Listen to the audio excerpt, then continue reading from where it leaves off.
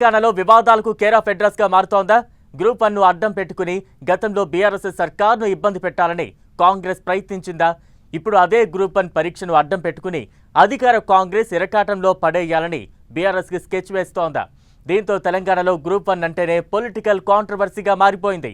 Group 1 లోకి హఠాత్తుగా ప్రత్యక్షమైన ఆ 10 మంది అభ్యర్థులు ఎవరన్నది తేలాలని బీఆర్ఎస్ పట్టుబట్టడంతో ఈ వ్యవహారం ఎప్పుడు ఏ మలుపు తిరుగుతోందో అన్న ఉత్కంఠ నెలకొంది.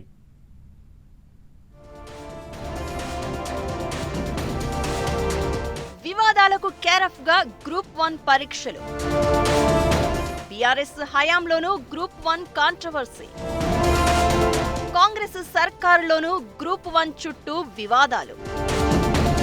తెలంగాణలో గ్రూప్ 1 పరీక్షల వ్యవహారం వివాదాలకు కేరఫ్ అడ్రస్ గా మారింది.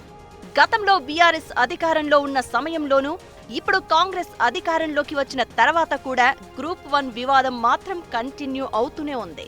ఉమ్మడి రాష్ట్రంలో కిరణ్ కుమార్ రెడ్డి సీఎంగా ఉన్న సమయంలో 2011లో గ్రూప్ 1 పరీక్షలు సజావుగా జరిగి రిక్రూట్మెంట్ సైతం కంప్లీట్ అయింది.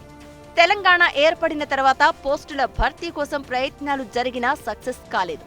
బీఆర్ఎస్ హయాంలో 2022లో గ్రూప్ 1 కోసం మొదటిసారిగా నోటిఫికేషన్ను విడుదల చేసింది పబ్లిక్ సర్వీస్ కమిషన్. షెడ్యూల్ ప్రకారం నిర్వహించిన ప్రిలిమ్స్ పరీక్షకు దాదాపు 2,80,000 మంది అభ్యర్థులు హాజరయ్యారు. ఆ తర్వాత పేపర్ లీకేజ్ అయిందనే బాంబులాంటి వార్త రావడంతో పలు స్థాయిల్లో దర్యాప్తు జరిగిన అనంతరం చివరకు పరీక్షను రద్దు చేస్తున్నట్టు కమిషన్ ప్రకటించింది. రెండోసారి ప్రిలిమ్స్ ను 2023 జూన్లో నిర్వహించింది. బయోమెట్రిక్ విషయంలో సరైన నిబంధన పాటించలేదని, ఓఎంఆర్ షీట్స్ పైన హాల్ టికెట్ నెంబర్ లేదనే కారణంతో అభ్యర్థులు హైకోర్టును ఆశ్రయించగా కమిషన్ వైఫల్యం బట్టబయలైంది. దీంతో ఆ పరీక్షలు మరోసారి రద్దయ్యాయి.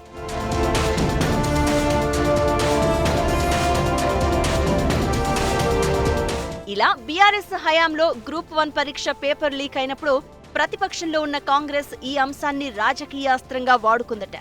అప్పటి అధికార బీఆర్ఎస్ సర్కారును ఇరుకున పెట్టేలా పెద్ద ఎత్తున ఆందోళనలు చేసింది. గ్రూప్ 1 పరీక్ష పేపర్ లీకేజీ వ్యవహారంలో బీఆర్ఎస్ సర్కార్ పెద్దల హస్తం ఉందని కాంగ్రెస్ ఆరోపించింది. అయితే మరోసారి గ్రూప్ 1 పరీక్ష నిర్వహించేందుకు బీఆర్ఎస్ ప్రభుత్వం ప్రయత్నించిన విషయం కోర్టు పరిధిలోకి వెళ్లడం, అంతలోనే జరిగిన అసెంబ్లీ ఎన్నికల్లో కాంగ్రెస్ ప్రభుత్వం కొలువుదీరడం జరిగింది. సీన్ కట్ చేస్తే కాంగ్రెస్ సర్కార్ ఏర్పడిన తర్వాత కూడా గ్రూప్ 1 వివాదాలు కంటిన్యూ అవుతూనే ఉన్నాయి. 2024 అక్టోబర్లో టీజీపీఎస్సీ ఆధ్వర్యంలో నిర్వహించిన గ్రూప్ 1 మెయిన్స్ పరీక్షలకు 21,075 మంది హాజరైతే ఫలితాలు ప్రకటించే సమయానికి 21,085 మంది అభ్యర్థులు ఉన్నారని ప్రకటించడం వివాదాస్పదమైంది. మొత్తం 46 సెంటర్లు ఏర్పాటు చేస్తే 15 సెంటర్ల నుంచే మొత్తం టాపర్లు ఉండడం, మిగతా సెంటర్ల నుంచి ఒక్కరంటే ఒక్కరు లేకపోవడంపై అనుమానాలు వ్యక్తమయ్యాయి. టాప్ 500లో కోటి మహిళా కాలేజీ సెంటర్లో రాసిన అభ్యర్థులే 75 మంది ఎంపికవడంపై అనుమానాలకు తావిచ్చింది. టాప్ 100, టాప్ 500లో ఒక్క తెలుగు మీడియం అభ్యర్థి కూడా లేరని అభ్యర్థులు ఆందోళన వ్యక్తం చేస్తున్నారు. టీజీపీఎస్సీ గ్రీవెన్స్ సెల్ ను 1000 మంది ఆశ్రయిస్తే ఇప్పటి వరకు ఒక్కరికి కూడా సమాధానం ఇవ్వలేదని బాధితులు ఆగ్రహం వ్యక్తం చేస్తున్నారు.